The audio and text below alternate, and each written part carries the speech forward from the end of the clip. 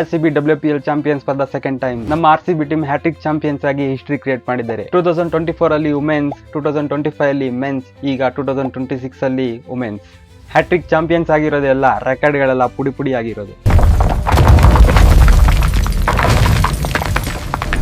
T20 final ನಲ್ಲೇ ಇದು highest run chase. ಸ್ಮೃತಿ ಮಂದನ ಮತ್ತು ಜಾರ್ಜಿಯಾ ವಾಲ್ ರವರ ಹೈಯೆಸ್ಟ್ ಪಾರ್ಟ್ನರ್ಶಿಪ್, ಹಾಗೆಯೇ ನಮ್ಮ ಕ್ಯಾಪ್ಟನ್ ಸ್ಮೃತಿ ಮಂದನ ಅವರ ಹೈಯೆಸ್ಟ್ ಇಂಡಿವಿಜುವಲ್ ಸ್ಕೋರ್ ಇನ್ WPL.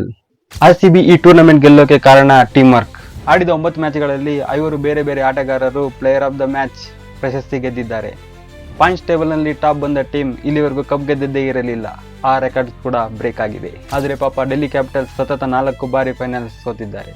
ನೀವು ಕೂಡ RCB ಅಭಿಮಾನಿಯ? ಈ ವಿಡಿಯೋಗೆ ಲೈಕ್ ಮಾಡಿ, ನಿಮ್ಮ RCB ಫ್ರೆಂಡ್ಗೆ ಶೇರ್ ಮಾಡಿ.